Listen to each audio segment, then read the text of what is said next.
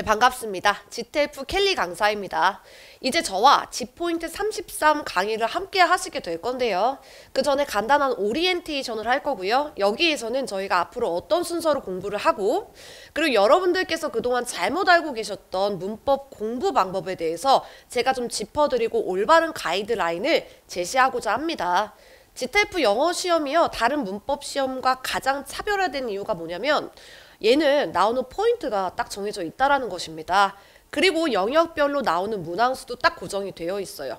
그렇기 때문에 다른 문법 시험처럼 공부하시는 건 결코 올바른 공부 방법이 아닙니다. 그래서 GTF는 나오는 포인트 위주로 공부를 하시는 게 여러분들께서 가장 쉽고 빠르게 공부하실 수 있는 방법인데요.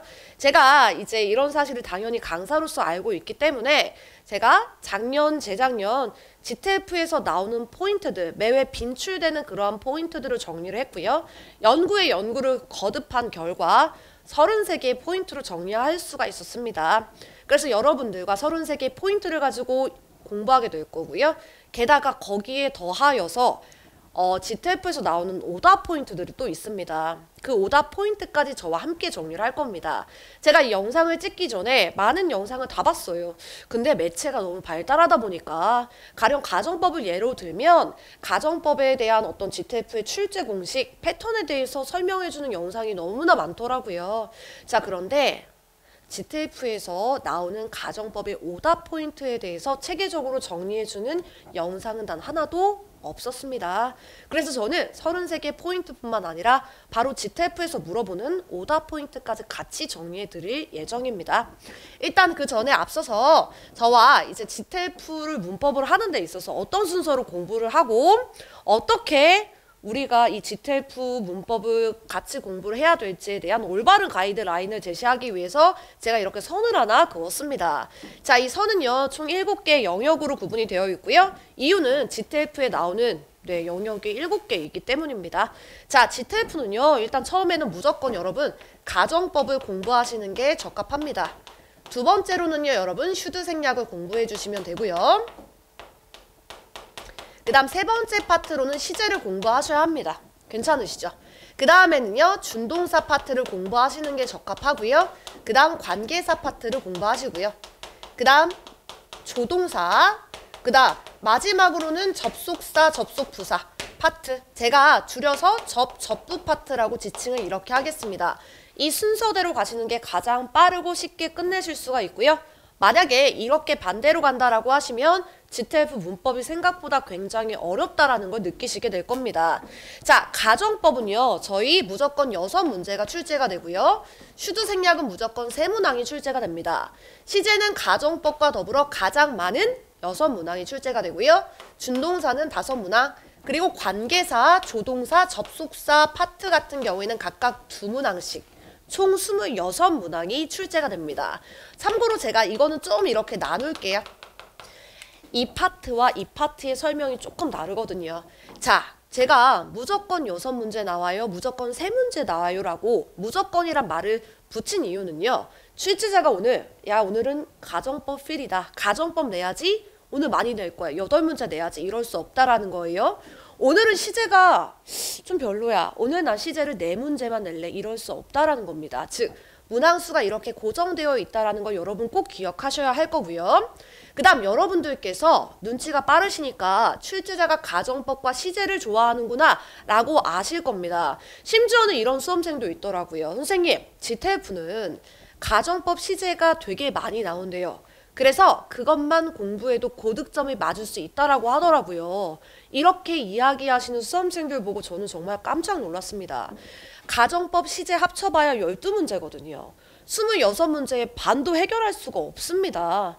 그래서 여러분들께서 잘못된 정보를 혹시라도 가지고 계신다면 몇 문제가 나오는지 정확히 파악하셔야 할 겁니다. 그래서 여러분들께서 조동사랑 접속사 파트는 그렇다 하더라도 이 앞까지는 무조건 저를 따라오시면 쉽게 푸실 수가 있으실 겁니다.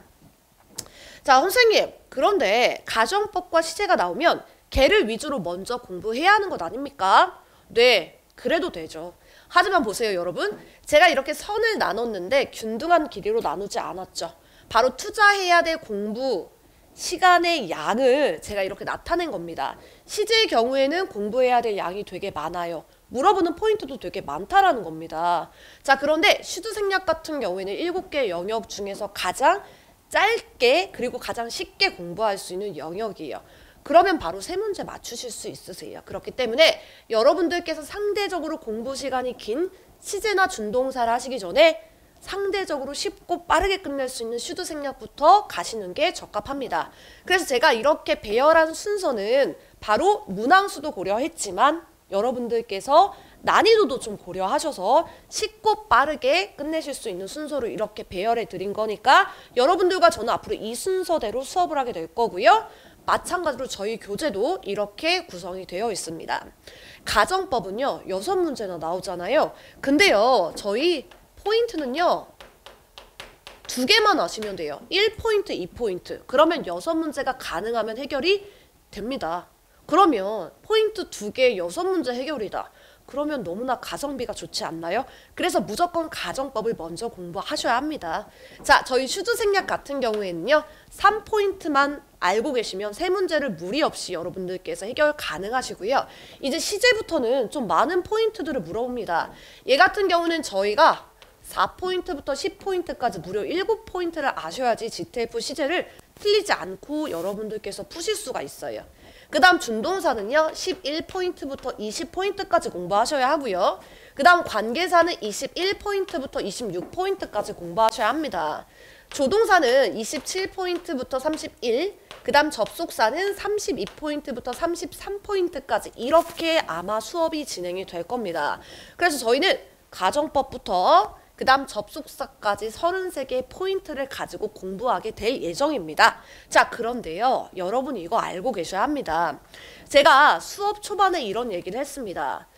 포인트, 너무 중요한 건 맞는데 우리 GTF에서는 함정을 좀 많이 내더라. 그래서 제가 오답 포인트까지 짚어드린다고 말씀을 드렸죠. 그래서 가정법에서는 이 포인트 2개와 더불어 오답 포인트 5개도 같이 저랑 공부할 거고요.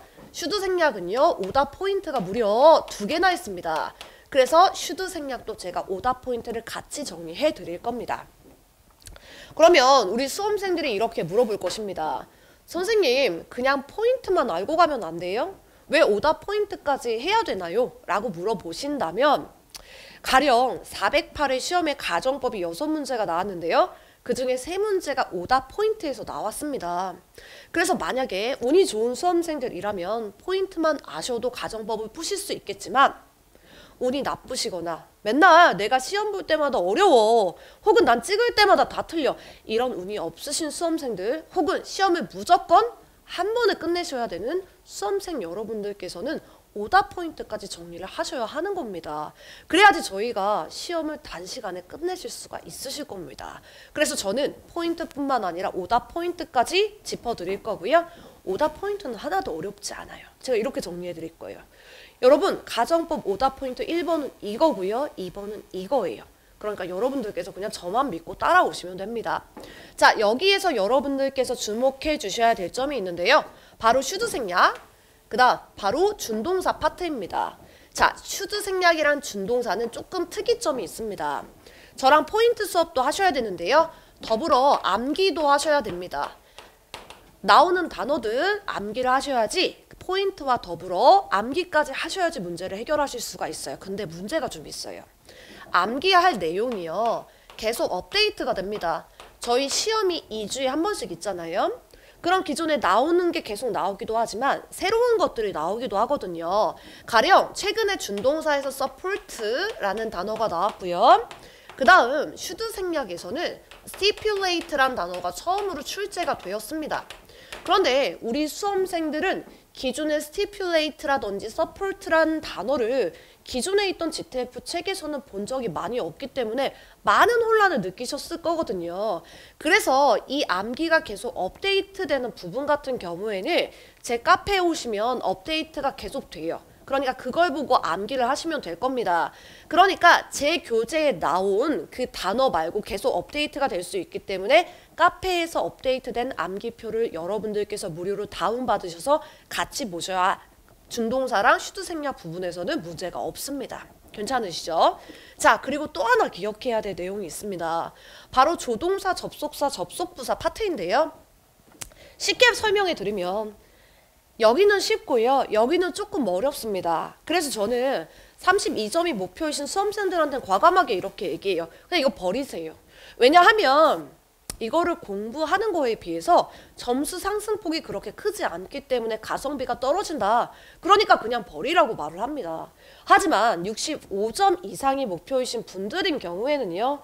문법에서 한 문제가 날아가면 너무나 어때요? 아쉬워요. 그래서 만약에 고득점이 목표이신 분들은 이것도 같이 하셔야 합니다. 이게 왜 어려운지 아세요? 사실 이 왼쪽 파트 같은 경우에는 말 그대로 문법 문제입니다. 말의 법칙과 규칙과 포인트만 아시면 해결 가능하신데요. 얘는 그것뿐만 아니라 어법 문제입니다. 해석까지 해야 된다라는 거죠. 가령 조동사 문제에서 I will do it도 말이 되고 I can do it도 말이 되더라. 하지만 두 개가 동시에 답일 리는 없거든요. 그 중에 하나만 답일 거거든요. 그러니까 얘는 포인트뿐만 아니라 그쵸? 바로 말의 의미라든지 해석까지 들어가야 되는 문제인 겁니다. 그래서 어려운 파트인 겁니다. 불행 중 다행인 건 그래도 문항수는 좀 적습니다. 자, 그런데요. 여러분, 제가 너무 무책임하잖아요. 얘는 포인트만 해서는 안 돼요. 그렇게 하면 너무 무책임하잖아요. 그래서 제가 어떻게 대비해야 되는지 좀 말씀드릴게요. 얘는요. 여러분, 문제를 많이 푸셔야 합니다. 그래서 GTF 스타일로 나오는 문제들을 많이 풀어서 해석 연습도 많이 하셔야 되고요. 많은 연습을 하셔야 합니다. 그런데 GTF 시험은 2주에 한 번씩 있는데 그 기출문제를 반영한 문제를 어디서 푸냐고요. 그래서 저는 여러분들에게 실제 기출문제와 유사한 문제들을 만들어서요. 매일 아침 제공해드리고 있기 때문에 여러분들께서 저와 포인트를 학습하시고 매일 제공해드리는 문제들까지 같이 공부를 하시면 얘까지도 문제없이 해결하실 수가 있으실 겁니다. 괜찮으십니까?